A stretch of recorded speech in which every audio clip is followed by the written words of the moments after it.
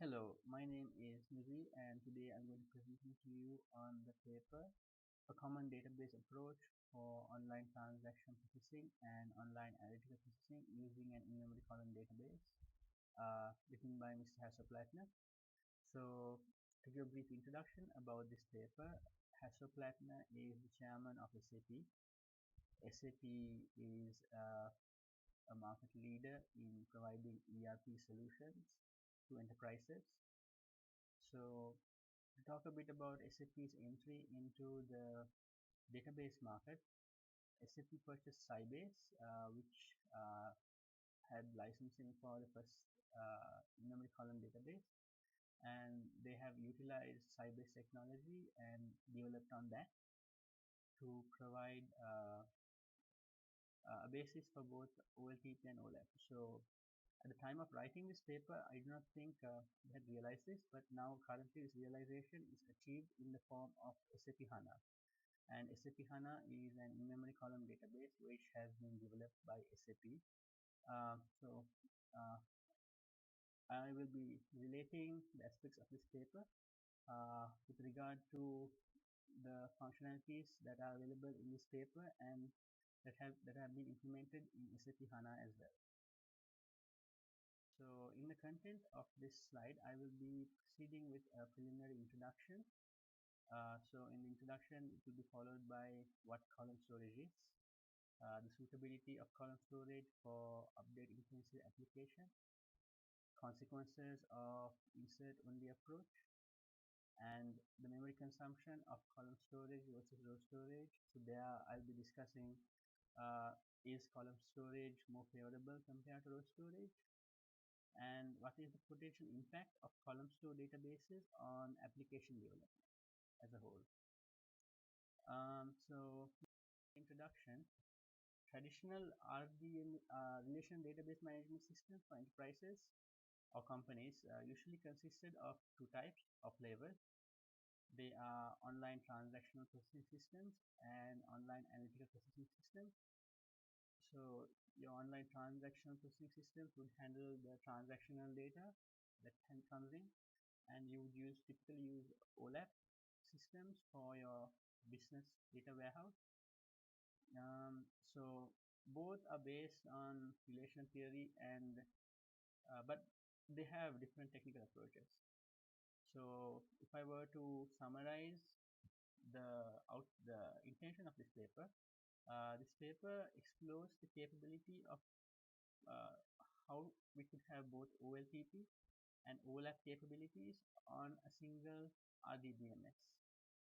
So the platform for this would be an in-memory column storage database. Over the years, growth of main memory and parallelism has enabled enterprise systems to grow in functionality and volume. So the cost of main memory has gone down, and parallelism has also been an enabling factor in this.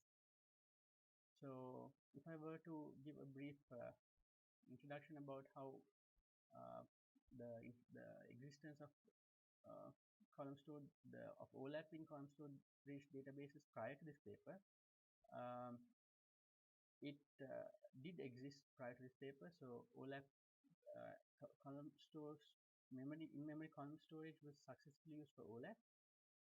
And this paper, however, attempts to answer the feasibility of an in-memory column store database for all online transaction processing systems. So this would enable both online transactional processing and OLAP queries to be handled on a single column store database. So this would potentially eliminate the need for a business data warehouse, which you could probably need in a BI context. So in the next slide, I will be talking a bit about column storage, and so this basically is gives a summary of how data is organized in column storage and row-based tables. So in column store, you can see the attributes are stored horizontally. Column-based, it goes on a columnar format. So there are several advantages of row-based storage, and there are advantages of column-based storage as well. So there are advantages and disadvantages of both methods. An advantage of row-based storage is that data is stored together and it is easy for updates and inserts. So for write-intensive applications, row-based storage is easier. In column-based storage, the advantage would be only relevant columns are read during selection process, and due to that, and another feature of it is that any column can serve as an index or key for data retrieval. The disadvantage of row-based storage is during selection you have to read all data. So apart from that, updates of data are also not as efficient in column-based storage as row-based storage. So write operations are not efficient in column-based storage. So we will see in this paper how Mr. Platner suggests to overcome this particular problem. Um, Moving on, uh, also the size of column store tables is significantly less compared to that of an equivalent row-based table. There's an example given in this paper that for a table with 35 million rows and 160 attributes, the row-based table roughly amounted to 35 GB of space, while the column store table required only 8 GB.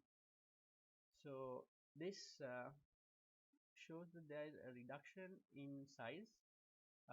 This is due to the fact that there is compression on columns.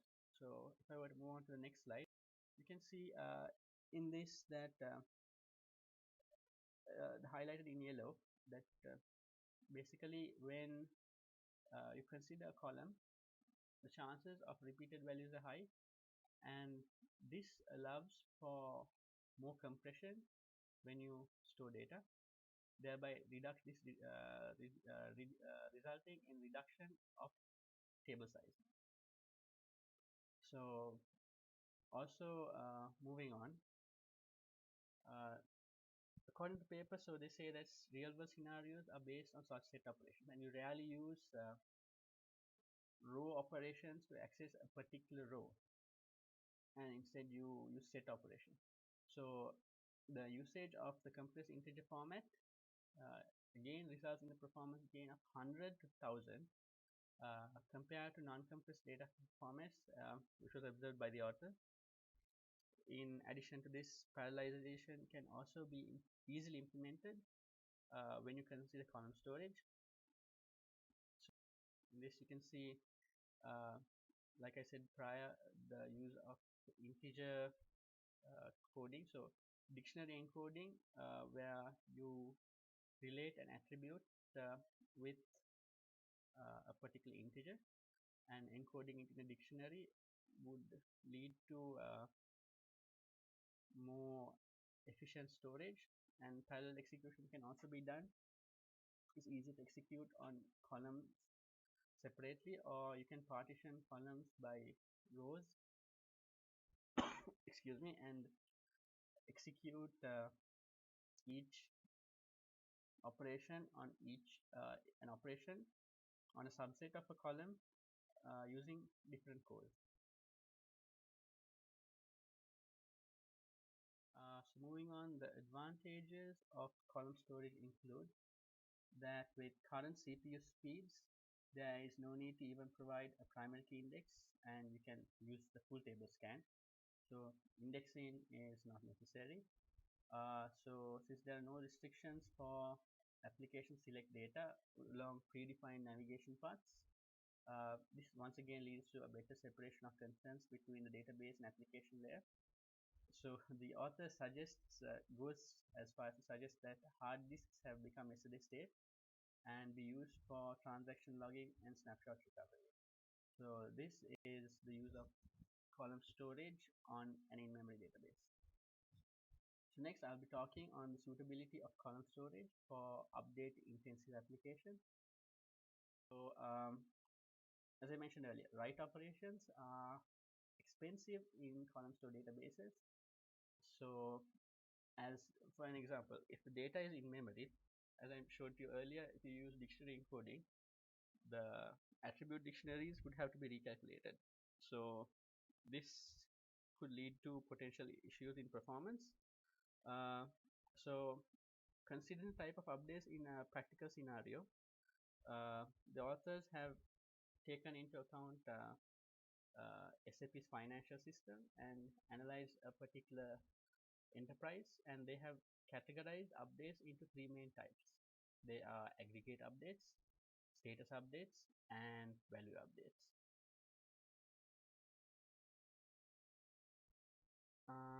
So moving aggregate updates. So most of the updates taking place in financial applications apply to total records following the structure of the coding block. So yeah, so to give a brief overview on aggregate updates. In SAP, the ERP prior to HANA, they maintained materialized views and materialized aggregates on tables. So these materialized views and materialized views could be considered as a form of caching tables. So it would give, these are used for basically for performance gains. So the aggregate updates are sort of materialized aggregates. These are materialized views with a group by clause basically, where there's been a roll up. So these uh, so when you consider aggregate updates, these deal with updates on materialized aggregates. So according to what they have found out, that the more number of aggregates that are requested, the better of the relative performance of column storage on the fly. So using column storage to generate uh, views on the fly, it's faster compared to the materialized views when more instances of aggregates are requested. So another type of update that is used are status updates. So status are typically you would have an indicator on the table saying, for example, if you take financial transactions, you would have the accounts receivable, accounts payable. So you would have, are they paid or unpaid?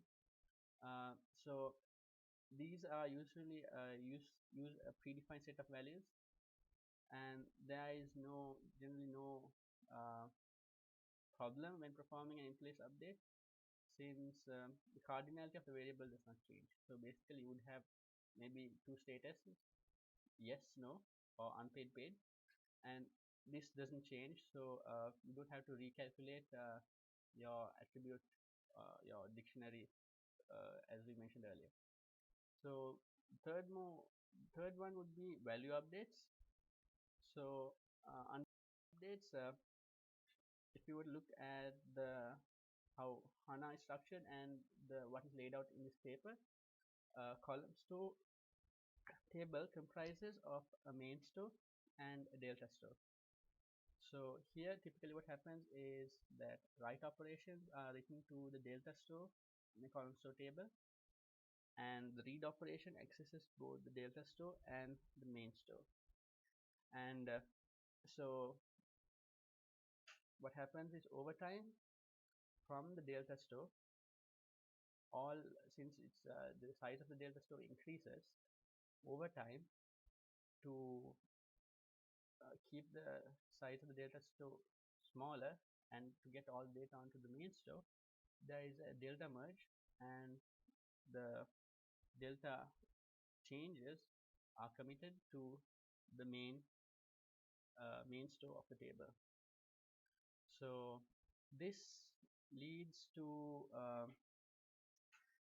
well, this leads to very simplification of the tables in SAP, as in this eliminates the need for materialized views, as we are able to perform on the fly aggregation on maybe a single on few tables and calculate views on top of that. So moving on the left side, you have the traditional SAP ERP financials. You have BKPF and BSEG table. So BKPF is the accounts header table, and BSEG has all the individual line items in those tables, and you have accounts receivable, accounts payable, general ledgers. So you have different tables uh, and materialized views on those particular functions in the financial view. So you have the BSEG tables, BKF, PF tables, and on top of that you have other tables coming in as well. But what they propose is, and the system that's implemented in SAP HANA is that for the BKPF and BSEG tables, you have compatibility views, or, which basically are views, and they calculate data on the fly. So you don't have materialized views and materialized aggregates coming into the picture. So once you open a view, you will get your required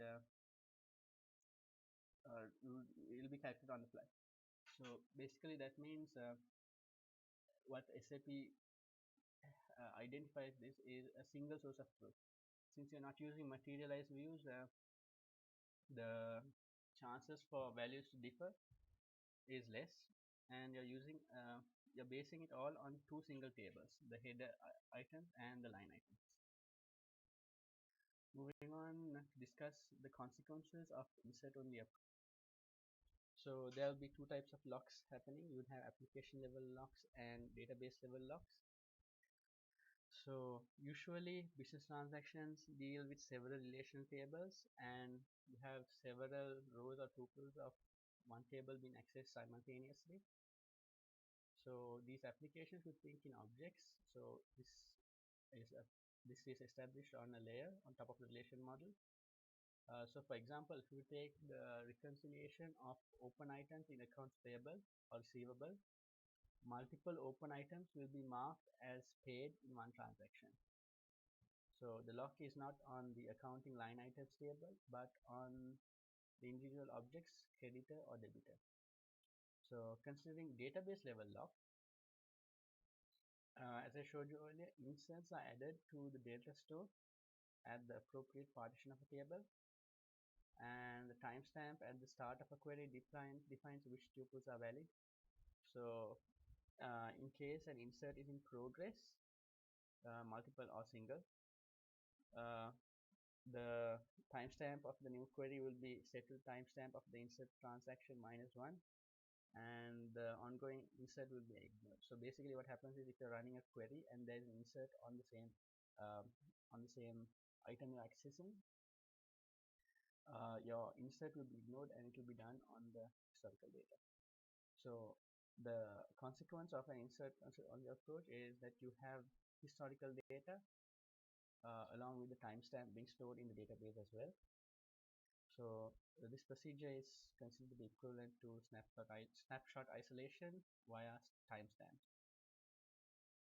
So when you consider the memory consumption of column storage versus row storage, with regards to memory consumptions estimates, the author uses a factor of 10 based on compression in favor of column storage.